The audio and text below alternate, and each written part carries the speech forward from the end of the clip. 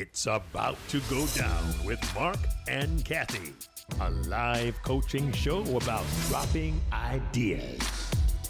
Marc and Cathey coach and have conversations with brilliant idea creators who are reimagining the world through the expression of their words, thoughts, and action. Hey, everybody. I am Cathey Armillas. And I am Marc Williams, and welcome everybody to It's About to Go Down. And today we are joined by check this title out, the humorizational speaker. What? She is a pickleball fanatic. If you have not played pickleball, like I haven't played pickleball, you need to play pickleball. And you need to play pickleball with someone who says she has been a problem child until she turned 60. This woman is hilarious, Cozy Stone, and she is here to talk to us about this thing called the happiness bandwagon, because even though shit happens, you must choose happiness. Cozy, how are you? Good evening, I guess evening, afternoon. Thank you both for having me on here. And Marc, I have an opening that I said earlier and you weren't on here. So I asked Cathey, and I'll ask you, when is the last time you had a female guest who had to shit, shave, and shower before she did a Zoom meeting? And I was like, I think never. I would say zero. I don't think I ever. So, but it gets better than that, Cozy, because you actually don't have any pants on, right? I don't have any pants on. I did deodorant. Come here, skip closer. I put on body lotion that smells well. I mean, I gotta give the audience a visual just for a second, okay? With your permission, Cozy. Please. Yes? Okay. So we were preparing for this show before we just started right now. And Cozy's like, I don't have pants on. But so many people say that. I don't have pants on. I don't have shoes on, whatever. Cozy gets up to change her light and she does not have pants on. We got to see some ass. So that's how this whole thing started. Just tell a good ass. Come on, give me my. It was a great. No, I said it was a great ass. For a senior, not a bad ass. No, it was a great ass. It was a great ass. And I don't show my ass to just anybody, so you guys should be very privileged. So sorry, audience, you don't get to see that, but that's what Marc and I got to see. We saw a great ass. The happiness has already begun. It has, right? Oh, wow. Cozy, as a I love it, humorizational speaker.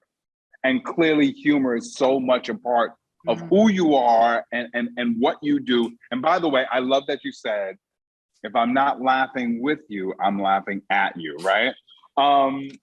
Tell us a little bit about this whole idea around choosing happiness and the happiness bandwagon. Wow. It makes, can't say happiness makes me happy. I enjoy smiling. I enjoy laughing. And I don't know if the two of you or others, whoever is listening, remembers when we were in school, and I remember I've got a generation or so in front of you all. So I don't know if they still ask the question to the kids anymore, what do you want to be when you grow up? I remember I went to school at 4 years old. And through college, through right now, what I've always wanted to be was happy.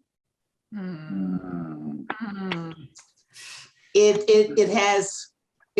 its own category. It has its own neighborhood. And a lot of people don't want to visit or don't want to stay in that neighborhood, which makes it pretty exclusive.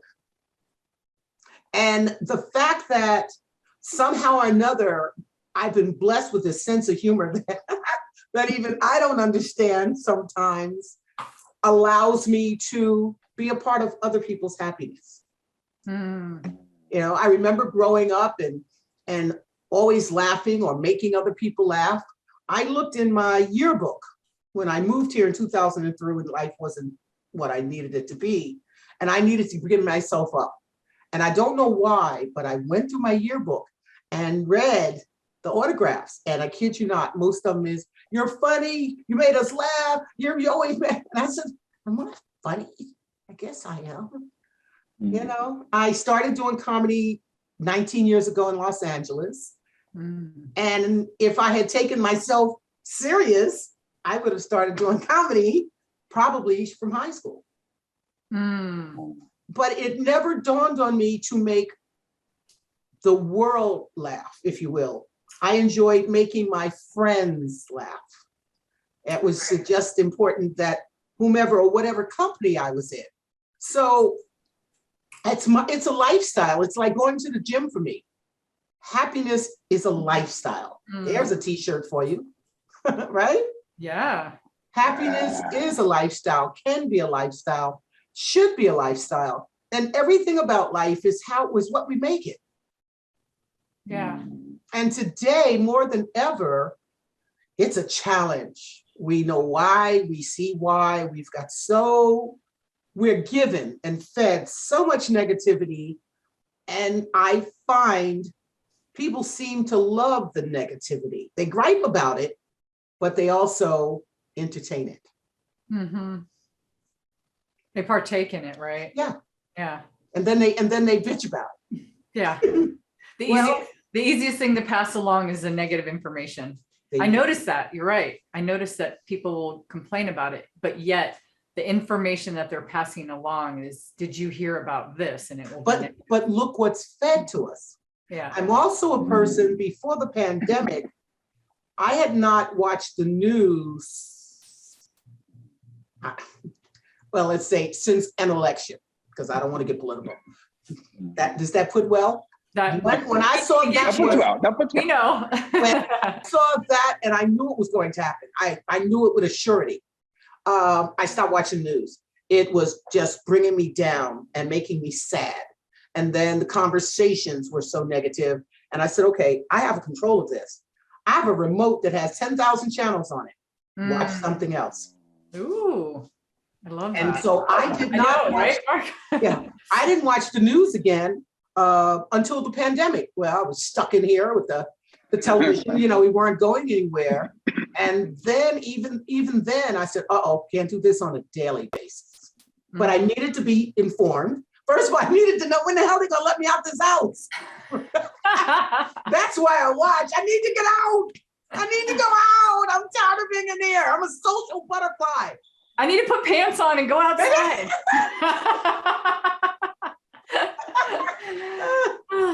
So I watch, and when I do, it breaks my heart. I absorb it. Yeah. And so I cannot watch any kind of news before I go to sleep. Because I will see and feel all the things that breaks my heart. So now, and I'll tell you, Cathey, you're going to appreciate this. One of the only reasons I turn the news on now is I need to know how much wind is going to be on my pickleball court. See, that's how much you need to start thinking about pickleball, Marc. That's how important it is. So now I feel like I'm a meteorologist. When did I become a meteorologist? When you start playing pickleball. Outdoors, yeah, definitely. That's right. That's where I met Cozy, by the way. Just anybody watching. I was on vacation. That's right. I was on vacation with my sister in Vegas, and I met Cozy and her friend at the pickleball court. That's right. It was awesome. Yeah. And we meet wonderful people like you every day. I met a beautiful, funny, hilarious, wonderful person with a wicked serve. That's who I met.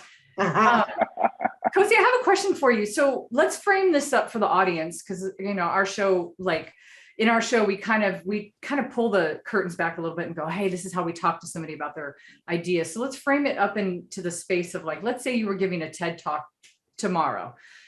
That means you have no time to prepare. We're preparing right now. Tell me what the title of this TED talk would be, and tell me a little bit more about what you would want to say in this talk. And we'll start from there. Cozy up and pay attention. Love it.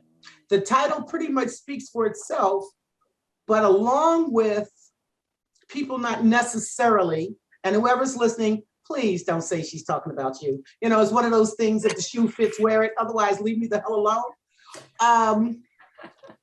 It's paying attention goes right up there with being happy.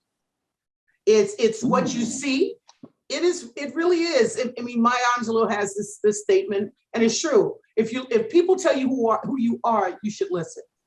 When people are telling you who you are, you should listen.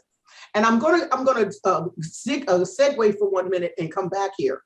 We've got a situation right now, unfortunately, with these killings and shootings. Let people listen to me right now. Listen when I tell you this. If you're inside a movie theater, a concert, a McDonald's, it's not a firecracker, hit the floor.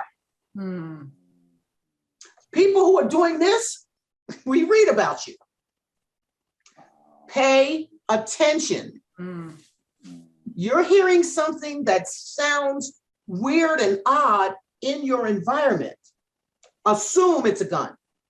Because right now, more than ever, chances are it very well could be.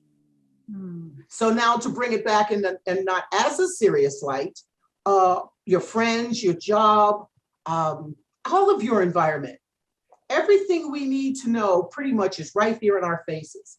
How we choose to digest it and regurgitate it is up to us.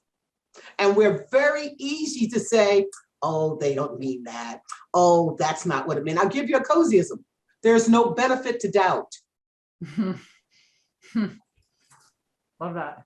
Every time we say, oh, give the benefit of doubt. No, you don't.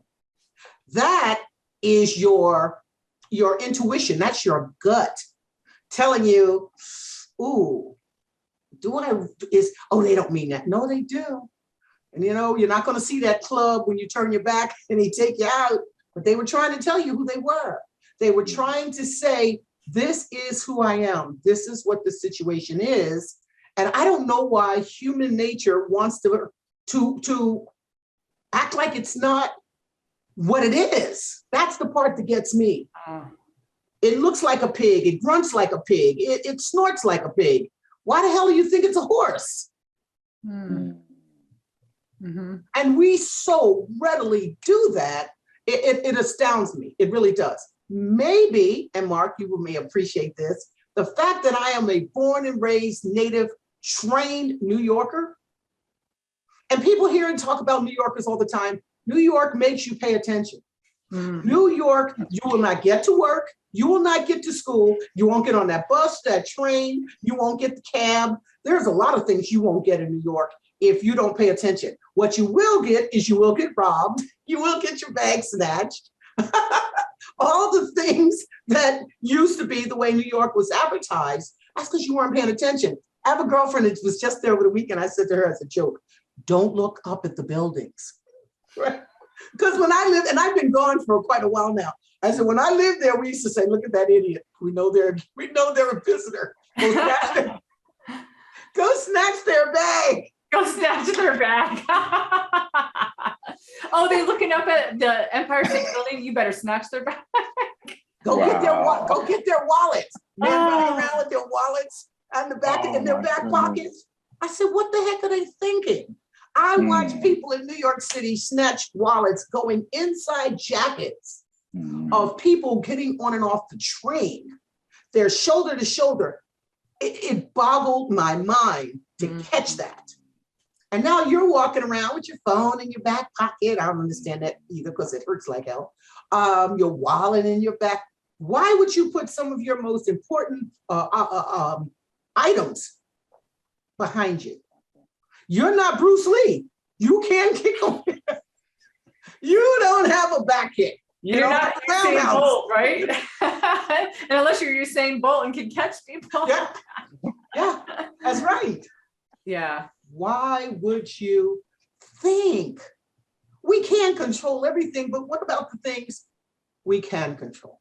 Hey, Cozy, how do we pay attention to the humor around us? You have to make it. You have to make the humor. Oh, please don't get me started. Please get started. We need to get you started. Right? I was like, please. Oh, please don't get me. You give us a great example. I've heard some of yours. So my God. All right, I want to be nice. I don't want anybody throwing eggs at your screen. Okay, all right. So we have women who are going out of their way, I know, to enhance themselves. I want to make sure I say all of these words correctly. All right, so here goes the comedian in me. If you're unattractive, the lashes, the hair, the tits hanging out, you're still an ugly broad. You are still ugly. Stop it. That's a lot of money to still be unattractive. I mean, come on already. The hair, the lashes, it looks like mops on your eyes. You can just sweep up dust. It's so unnecessary. That is humorous to me. Come on, I can't possibly be the only one that sees this enhancement on these ladies.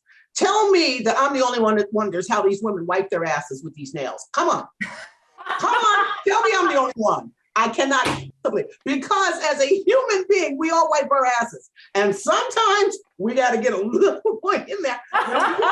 This is human nature. So now you've got these nails sitting on with these points on them. I've had long nails. These grow long and I've stabbed myself in the butt. I am not happy about it, but I have had it done. Now, how do you do that when you've got 10 nails to get in there? Oh my God. Oh. Do these women have bidets at home? The only person I know that's got a bidet in their home is Whoopi Goldberg. I understand she's got, God bless Whoopi, and Whoopi don't have big nails. Come on already. You don't think this stuff is funny? You know it's funny. It's the extra hair. You know, then you've got some of these people, I'll say people, with, let's say, extra size. And then they get all this hair. It looks like a crochet blanket on their backs. That is not attractive. And I'm not the only one that thinks that I'm just one of the people who says it. I said it and I stand by it. And it goes on and on. And the shoes. Okay, so in my day, whatever that means, I guess our heels were maybe 6 inches. I think now they're 8. So now these people are walking around, they look like calves. They look like horses coming out their mom's wombs. And they're wobbly. They can't even walk sexy because they don't have the quadricep muscles to carry off those high heels. Wear them a little lower. You're not sexy when you look like you're ready to fall forward. Am I the only one that sees this? Am I? Tell me. Come on, guys, and you gotta chirp in here. Cozy, I know you see that in Vegas a lot. When I was there and I met you. Vegas, you live in New York City. Is she kidding me? I was like, oh, I feel so bad for people that I took a video of somebody, not their face, but there was a girl walking down Las Vegas Boulevard and she was like she could not walk in these heels. So yes, I get you. It's not Vegas, babe. People come here from other cities, and Mark lives in one of the most stylish cities in the world. And these shoes are sold in Portland, in LA, in New York, in Wisconsin. It's how much pain, you know, beauty is supposed to be pain. You can say, shit, shave, shower, that's it. I'm a date in 5 seconds. You don't like the way I look now, this is the way I'm gonna look in the morning. This is it. I ain't got no more to give you. This is it. All right. Get back to Oh my God. She said I'm a date in 5 minutes, Cathey. Shit, shower. What does it take? And I only have underwear on because I'm talking to you. Oh, so great. So great. Oh my gosh. Well, Mark, I think she showed you quickly where you could find some humor. We can find humor anywhere and everywhere. What I do like about YouTube, they have the animals, they have the children. If you're having a bad day, go to YouTube and pull up animal videos, dogs and cats, because those cats give dogs fever. Pull up children who are just trying to mature, they're toddlers, some trying to walk, some trying, whatever it is, it's real. Yeah. You don't have to make fun of anything, or as I'm doing now, we can find humor. I love comedies. Yes, I love rom-coms. What the hell? But again, most of the movies, the TV shows, how many more Law and Order shows can we have? And I don't care what you call them. DSI, LSI, LLP, they're all murder shows. And we're watching that. I'll give you one. I found myself when I was in here for my month with my sinus, watching whatever it was, saying to myself, oh, I can't wait for them to kill that person. I'm a nice person. I don't want to see anyone killed. And I'm now sitting in my house saying out loud, God, I can't wait for them to kill that person. So look at what we have in our news. If you think a healthy person who is afraid of guns, doesn't own a gun, doesn't ever want to put my hand on a gun, but what about that kid who's unhappy, unloved, uncared for, and he watches these shows? They're sensationalizing negativity. The networks, they're sensationalizing murders. They're sensationalizing killing. And then you've got everybody needs their 15 seconds. Well, this kid who's not getting the love, attention that he deserved when he came into this world, whether you take him out or not, we still have him on the news for the next 2 weeks. He's got his 15 minutes. So again, I choose to watch funny stuff. Humor. Netflix and Prime has now, especially Prime, has got some of the best comedy shows that you can imagine. I watched one on Sinbad yesterday, and I happen to know him. But Chappelle. Oh, Chappelle's so real, it's ridiculous. And there's a lot of great. There was a Michael Jr. I'm going to promote him. Oh, he's a Christian comedian. I love him. I love him. Oh, I love him. But funny is funny. So I'm not saying don't watch the 1883s. I love Tim McGraw, but I can't watch him because now he's doing mean shit. I love Kevin Costner, but he's a mean person on this new cowboy show he's on. I can't watch it. As soon as someone told me one last week, Animal Kingdom. And after I started watching, I turned it off in 15 minutes. The person who told me to watch it, the next day I saw him, I said, I have a different feeling about you now that you told me to watch that. You like that? What is it that you like? Yeah. Interesting. They're promoting drug selling. They're promoting this kid who lost his mom, who was an honor roll student, and they put him in his house with his family members who are bad criminals. How's that good for life? Couldn't he have gone to somebody else's house who's a doctor, lawyer, or a scientist, and they raise him? Yeah. Hey, Cathey. Go ahead. Cathey, I got a question for you. Call this a game or not? You know? Okay. But based on what Cozy was saying, how do you I can't even say the word. How do you sensationalize happiness in your life? Yeah. How do I do it personally? Yeah. How do you sensationalize happiness in your life? Yeah. It's funny, Mark. I was actually just thinking about this the other day because, I was thinking about how much my life has shifted in the last 10 years. And, there's, me, Mark, we're really close. There's been a couple of really traumatic things that have happened. And I realized, I was like, wow, I really get my happiness from adventuring. I chase waterfalls. I walk bridges. I walk the Brooklyn Bridge with you every time I come to New York and the Manhattan Bridge and the Williamsburg Bridge. But yeah, it's a great question. I mean, we just heard Cozy say that she likes animal videos and kids videos. I'm gonna ask you the same one back. How do you sensationalize happiness? That's a great question, Mark.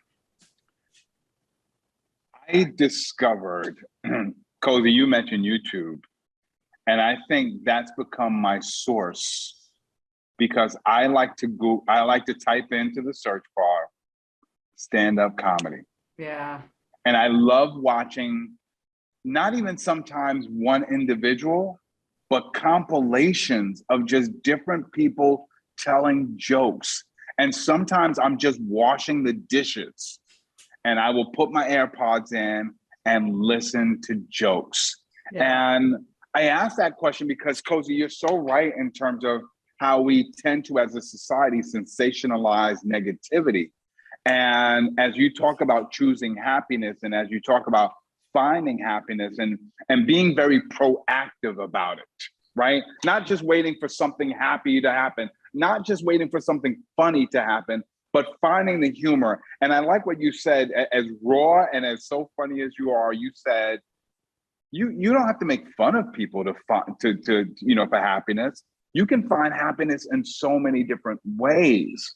But what are we doing proactively to find happiness? And I think, as you said all of that, to go back to Cathey's question earlier about what would this TED Talk be about and what's the idea? It's not even just choosing happiness, it's finding happiness, and it's sensationalizing happiness in one's own life. Mark, wow. So when you were talking, I was thinking, in my world of coaching TED speakers, the title is always extremely important. There's so many other TED Talks, right? And so you're trying to you're trying to grab, of course, you're marketing, the headline's marketing for the talk, right? And, you're always trying to find that title that'll make people go, wow, I'm so curious about that. What could that be? I really want to see that. I love that you pulled that out of what Cozy was saying. It's like the question of how can we sensationalize happiness? To me, that would be I think it's a beautiful gift that you asked that question for Cozy, because I think it's a great title. And I could see you, Cozy, doing talks about this and then I could see some of the things that you've talked about already that will be the supporting to that. Cozy up and pay attention should be one of the mantras on how we can sensationalize happiness. To me, that falls underneath it. It's the idea that the world needs to hear and do is sensationalize happiness. How do they do that? Well, first of all, they need to cozy up and pay attention. Second of all, you know what I mean? And so you I love that. I was like, when you asked the question, I already knew where you were going. Mm-hmm. And I thought that was great. And it's such a, Mark, teacher, English teacher, math teacher, just teacher at all, you're just teacher extraordinaire. I think the wordsmithing of that wording is phenomenal, because when we don't hear the word sensationalize, usually, unless it's talking about something negative. That's right. So to put it together with happiness, immediately, it's an immediate magnet for, I need to know what that means. And how do you do that? And it's powerful. If you were able to actually sensationalize happiness, and Cozy, you have so much humor that you could, you could talk about just cat videos alone. The world could change if everybody watched cat videos every day, right? And that could be the prescription for it. I don't even personally like cats. I got scratched by a cat when I was young, but cats are funny. Cats are hilarious. They are great. Mark, do you have a cat? Have you ever had a cat? I used to have a cat, Little Pepper. Okay. Aw, Little Pepper. I love it. I grew up with dogs. I think my mother was afraid of cats. And at some point in the 80s, I was around whoever I was hanging around at the time, they all had cats. All had cats. Denise had cats. They had 3 cats apiece. And I lost my job, and they suggested I get a cat. Everything I'd heard about a cat went against who I am. And I remember once at another job, and a gentleman saying to me, his name was Mark, and he said, "Oh yeah, let me tell you about cats. You pay the mortgage, but they own your home." Well, that did not work for me at all. Are you kidding me? And he said it like he meant it. This doggone 8-pound animal, like it's a lion. Are you right? So I remember that, and then I watched my buddies with their animals, and I decided, okay, I'm going to embark on this thing called a cat. Went to the ASPCA. They said to me, "Don't worry, the cat's going to pick you." I like that too.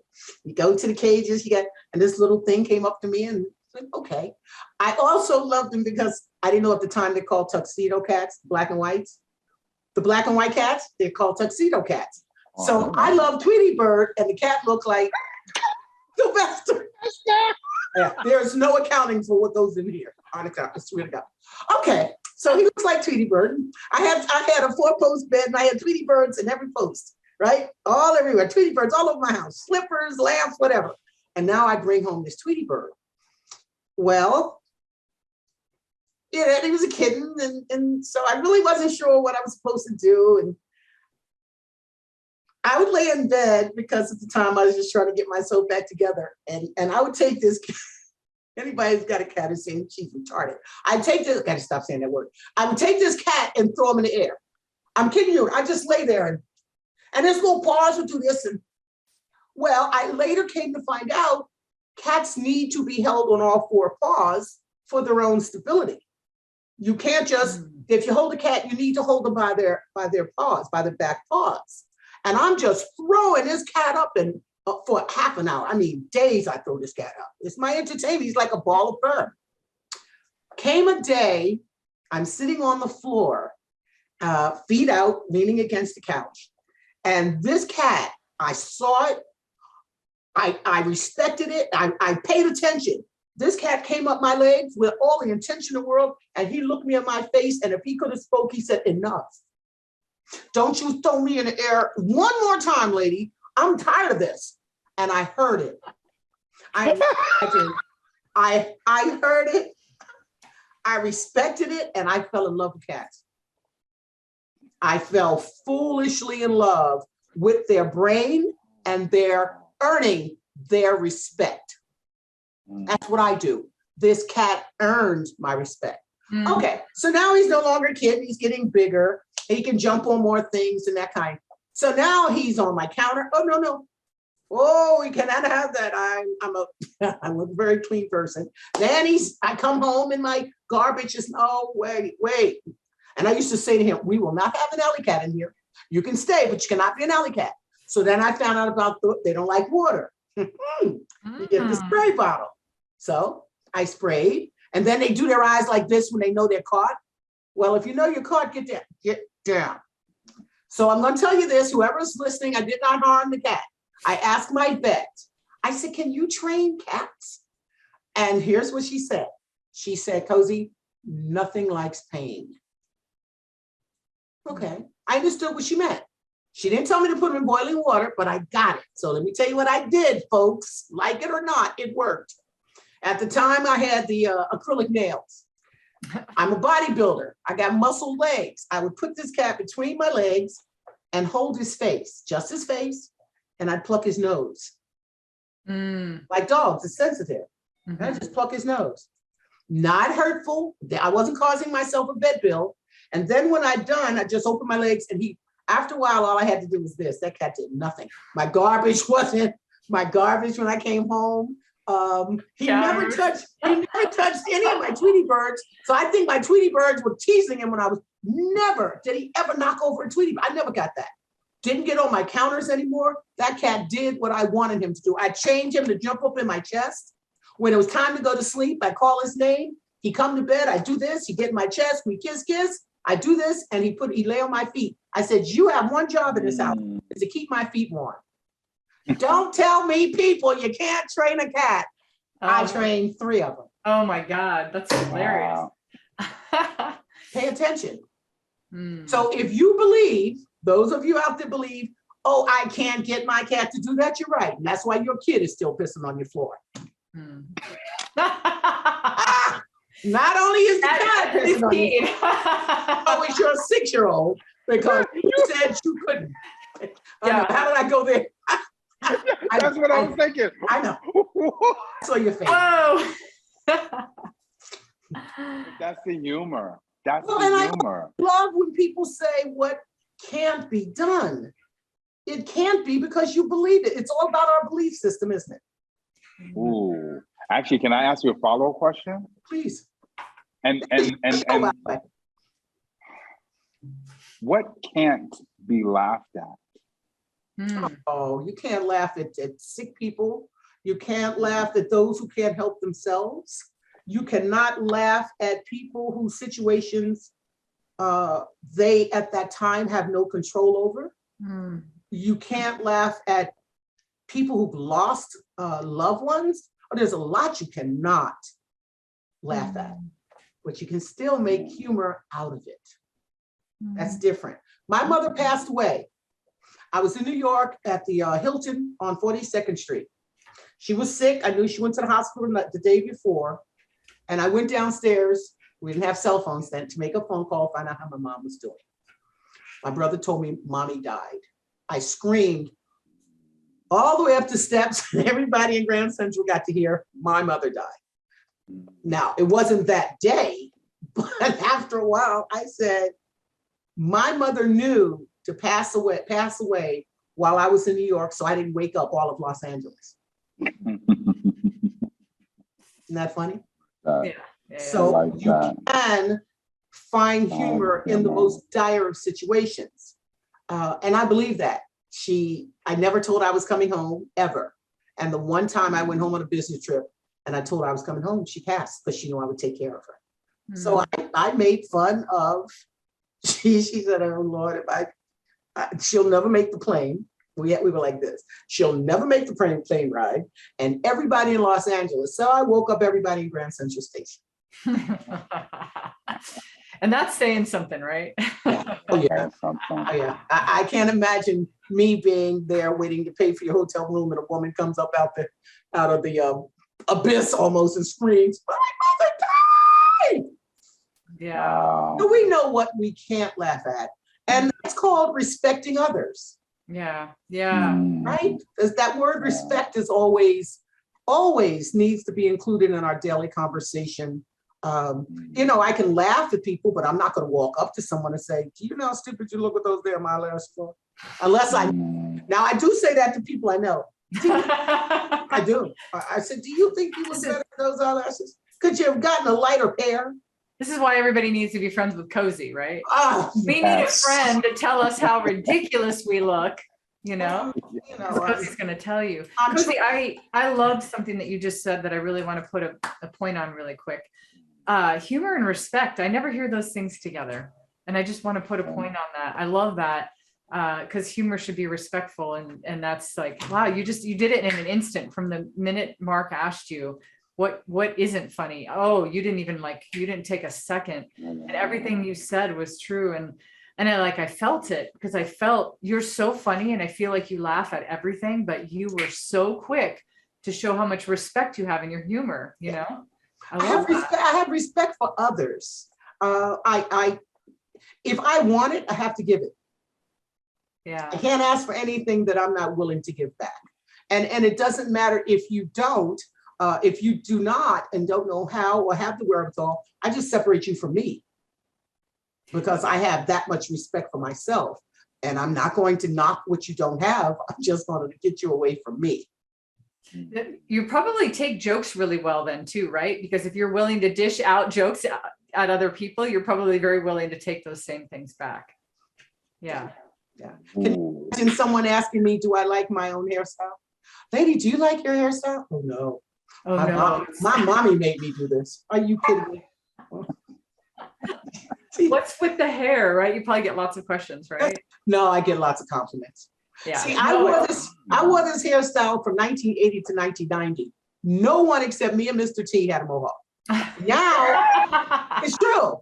And now the whole world, and I love the fact that we've got some of the most creative hairstyles that I could have never, ever imagined.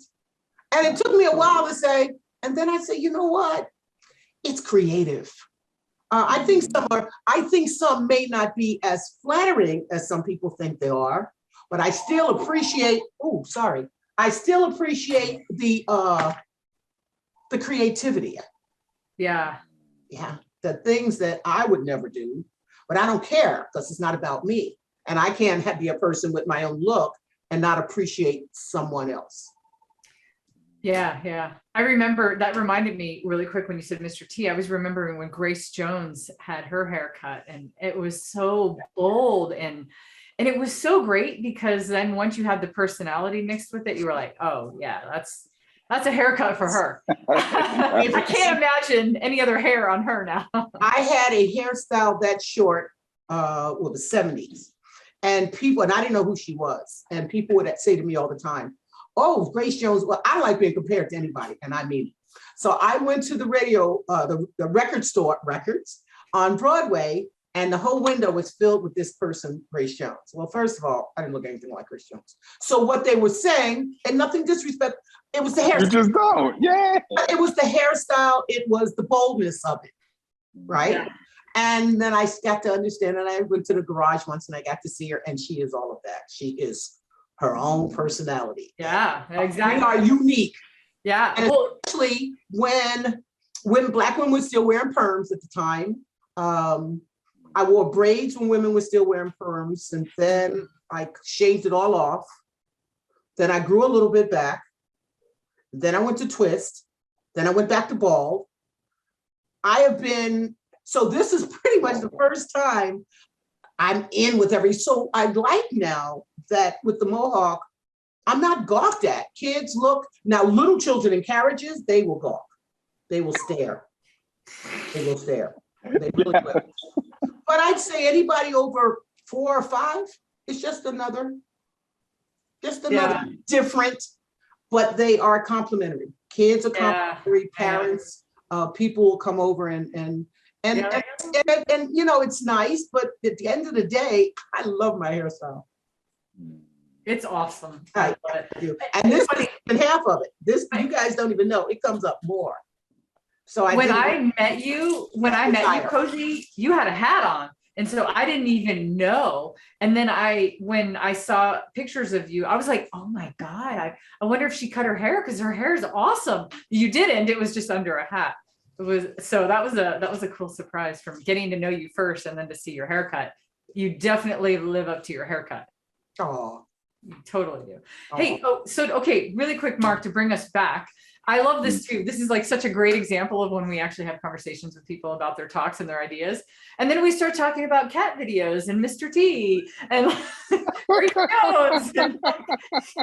and then we could do that all day. And I love it. And these conversations are awesome, but I want to go back to this really quick. And I would say I'm going to introduce the official game for us. Okay. Okay. All right. This game, Cozy, sometimes in our show, we'll play a game. And Mark already kind of did that when he asked the question, how do you sensationalize happiness? I'm going to ask a similar question, but here's what I'm going to say. If Cozy was giving a TED Talk tomorrow, how would we close this? Let's start there, because I like to start with the closing. What do we want people to do to sensationalize happiness? You talking to Mark? I'm talking to both of you. So Mark can go first so that you can go. First of all, I love this question. And for anybody who's listening, I just want to really pinpoint how important it is to think about how you close out a message, right? I mean, they talk about how we remember more of what's at the beginning and what's at the end. So it's so really crucial. And the first thing that came to my mind, Cathey, and I don't know if this would work, but it's the first thing that came to my mind is, I almost see Cozy sharing an image or a thought. I'm going to go with an image that most people would find a really hard time finding any humor in it. And the challenge would be to find the humor in it. And Cozy, you said something earlier through the cat story and how the vet said, nothing likes pain. And that line really resonated with me. Nothing likes pain, so choose happiness. And so when you asked that question, Cathey, I saw I don't know what the image is, but I see an image that would be very difficult. And if everybody in the room could find some type of humor in it, I would say that would be, I wouldn't say one big home run, one big laugh. I don't know, but that was the first thing that came to mind. I'll give it to you. Okay, Cozy, go for it. Oh, I know the close. If each and every one of us took a piece of paper, the Ben Frank, the good, the bad kind of thing. And write on it, on one side, write pleasure, on the other side, write pain. And put your life down that way, you'll know exactly what you are. I also believe that we all either are pleasure seekers or pain seekers. And you'll know who you are when you write down what's going on in your life. And that is really a great exercise. It will tell you who you are. Are you a pleasure seeker or are you a pain seeker? Since I was a little girl, I've been a pleasure seeker. I didn't like punishments. I didn't like getting beat. So I did everything not to get those things. I didn't date. I am not a female, and I don't understand these ladies who like bad boys. I don't even know what that means. Bad boy means trouble. It means something's not going to go well in my life. Same thing with, if you're around your teachers, or what is it that's not making you happy? That's your pain. You have two choices. You either stay with it and stay unhappy, or you get rid of it and bring joy into your life. Why would you date a bad boy? Why would you? I don't even want to get started. Why would you? That's a TV show. What you know the show? What would you do? That's another show. Why would you? Why would you? I love it. Right? Are you a pleasure seeker or are you a pain seeker? I love that, Cozy. Mark, I love yours as well. They're both. I'm gonna say one other thing here, because I think they're both really good exercises. I like if I'm still building this as a TED Talk in my mind, those are two exercises I think you could do in between. I still don't think either one of them is the close, right? But I do think they're very good eye openers, right? You got pleasure and pain. And then Mark, your whole thing of like maybe taking an image that might not immediately bring joy or happiness, or, and how do you find it? Where do you find the humor? Where do you find the joy? And Cozy, I think you could do that. I think Mark's idea, I could see you doing some humorous things with some pictures where you make it very funny and you bring a lot of joy to people. But what if the end was, I feel like the end to me, and again, this is just me, and I feel like the ending needs to be a responsibility statement or something that we all, like a vow or something that we all need to take, because things only sensationalize when you said at the beginning, Cozy, negative things sensationalize because that's what everybody spreads around. So the only way to do it is to spread it. The only way to make something sensational is to intentionally overblow something. Like they overblow, like when something bad happens, it gets overblown. But we don't tend to do that with happy stuff. So I don't know. I don't even know exactly how I would close it, but I feel like I almost would have you in my mind. I could see Cozy like having somebody like repeat after me, I will, it's kind of this thing of like, I will choose happiness and humor over pain and, problems or something like that. But I choose to be happy. I choose to be happy. And it's something that's like saying sensationalizing happiness will only happen when these other things happen. I don't know. That's where my brain was going. But I love both of the exercises that you came up with. And I think they're both really good concepts. Really good. Well, anyway. The reality is choosing and preferring to be happy and joyful it's a lifetime exercise. It's an everyday mantra. What's your mantra? Yeah. Do you choose to be happy, or do you choose to allow yourself through others to be unhappy, to entertain the negativity? You can turn that television off. You can turn your phone off for a day. God forbid someone should do that. There are books that feed your mind and make you smile. I read a lot. I am an avid reader. I love reading. It helps my mind. It increases my vocabulary. It takes me to places that I can't necessarily get on a plane and go to right away. It increases my subject matter, my education, my intelligence. Mm-hmm. There are so many things we can do that's not using your thumbs, your carpal tunnel. That's not the videos. You're killing the videos. I don't know anything about them, so I'm finding out they're mostly killings. Are you kidding me?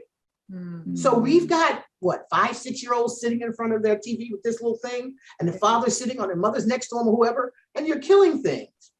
Why would you not think that's okay to do in real life? Yeah. Tell me, here's a question for you two.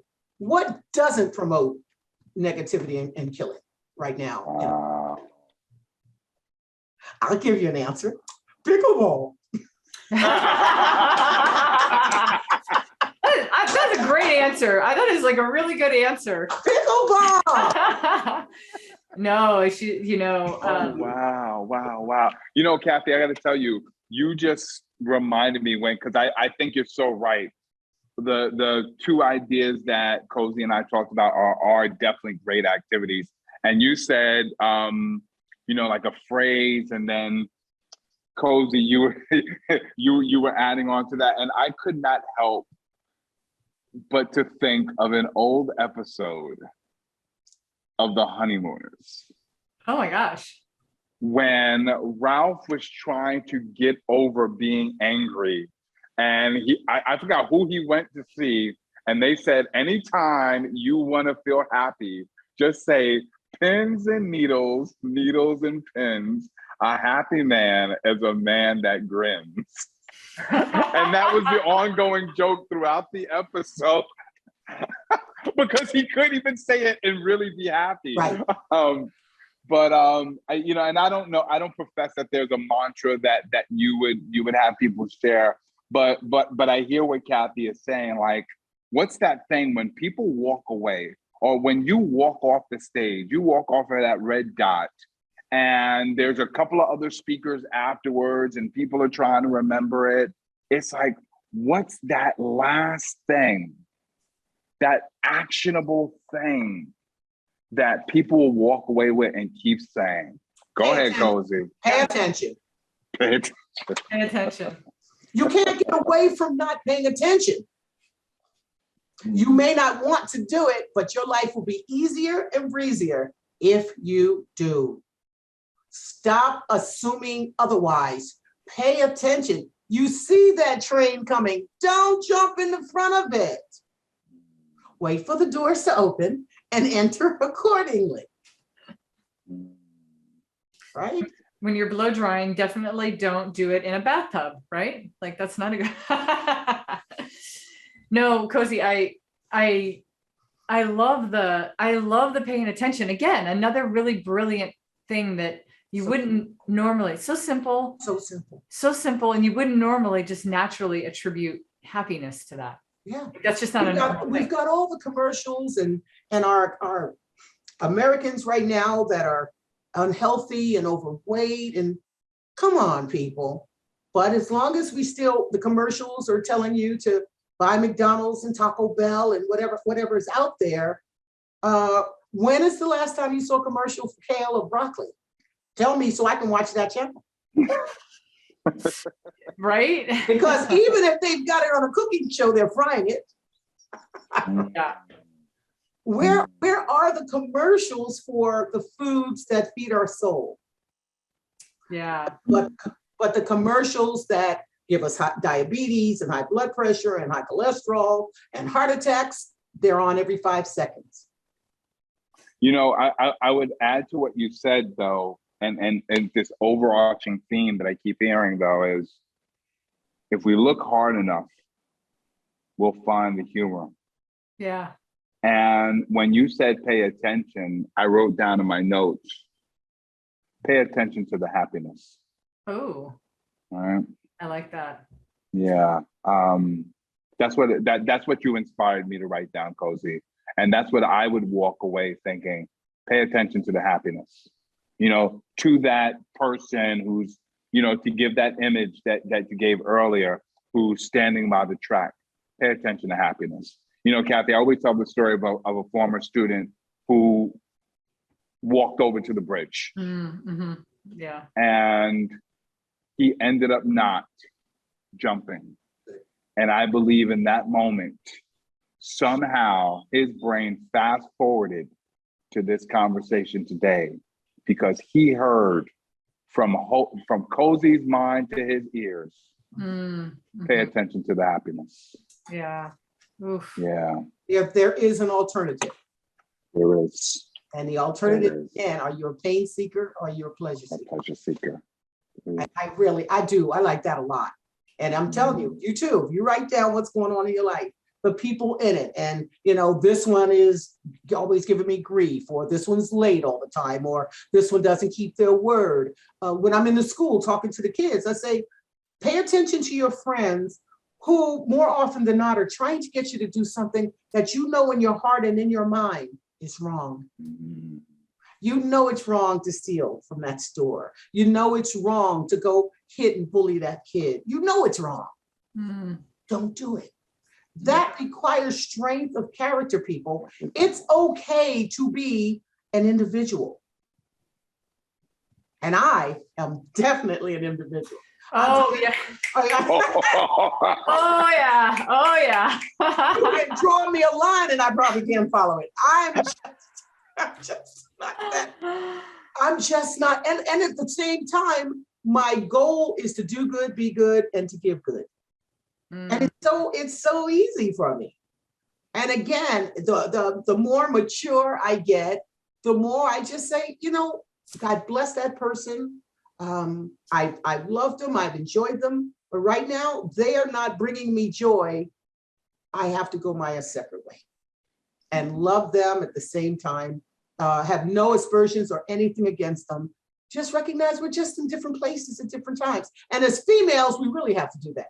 Because somehow we read this girlfriend book that said we have to keep these bitches forever, and we don't. We don't need to keep these bitches forever. Cozy. Oh my God, you said something that I think would be an awesome. Again, I am still stuck on the track of what is the last line, even though this is a TED talk that's not happening tomorrow. Okay. My brain is like last line. The coach in me is like, but you said, did I get this in the right order? Be good, do good. No, do good, be good, give good. Did I say that right? Which order? Is that the right order? Doesn't matter which order. Okay, doesn't matter. Do all those things. I love it. Towards the good. Be good, do good, give good, something like that. To me, that's the whole thing. That sums up everything. And all the things lead up to that. That's how you sensationalize happiness, is by bringing good to the world. You bring good to the world through the connection of the humor, through paying attention, all the things. Be the example we all want to think about. Being the example. And if enough of us be good, do good, say good, it could really make a difference. I see people on LinkedIn who are doing happy like I am, and I'm so excited to see that, because we know there's better. All of us aren't angry. All of us have made mistakes and have figured out how to still keep a smile on our face. So I have to say this before our time is up. Next week or so, I'm starting my podcast, Cozy Up and Pay Attention. The premise of this podcast is for parents to come on my show and talk about what it takes and took to be a good parent. These are kids who are getting A's and B's. I don't want to talk to the C students, parents. I don't. The hell with you. You can get an A and B, and you can make sure your kid, you can encourage. You can at least encourage, all right? You can say to the kid, put that damn video down. Let's go do some homework. Let me get you a tutor, because I need you out of my house, and I need you to be the best adult you can possibly be. So up until yesterday, I was going to bring children on, and I decided just bring on the parents to not brag, but to be proud. Sensationalize the good, actually. To be proud parents of this is where my kid is today. And God knows it's not easy. That's why I didn't do it. That's the pain part I didn't want. See, I paid attention. That's not for me. But I am very excited about being on this earth with parents who are doing their job. My time is getting shorter on this earth. I'd like to think when I'm gone, someone has seen this show and said, she's right. I may not want to, but it's something I have to do. You brought these human beings, these wonderful, innocent bodies, beings onto this earth, and they deserve all the goodness and all the happiness that they need. And I want these parents to come on and say, yeah, I whipped their butts. I made them make their bed. I inspired them to want to. I had a buddy without going into his son's situation, and he said to me, his son wanted blah, blah, blah. And his son is 16 or 17. And he said to his son, well, if you do this, what are the ramifications? And let him figure it out on his own. And his son made the best decision. He presented it. This will happen if you do this. This is going to happen. I'm not going to tell you what to do. You tell me what you think you should do. That's powerful. And that also comes from love. Yeah. And I'm very excited about this show. I am I love children. I do. It breaks my heart that they're not given a fair chance in the world. And so whatever I can do without making my butt bigger and having stretch marks, I want to do it. We're not putting stretch marks on this thing. So the butt would look like this is. Oh my God, Cozy, I love the show that you're about to start. I am too. It's amazing. It is one way of sensationalizing happiness and good, and I love it. Well, to wrap up, we went everywhere. I just would ask you this question: what things came up for you during this conversation that you like? If you were to pull out a couple things that you were like, "Wow, I really love that." What came up for you that you loved, or how has the idea changed since we first started talking? Wait, you're asking me what came up that I loved from my interview? She's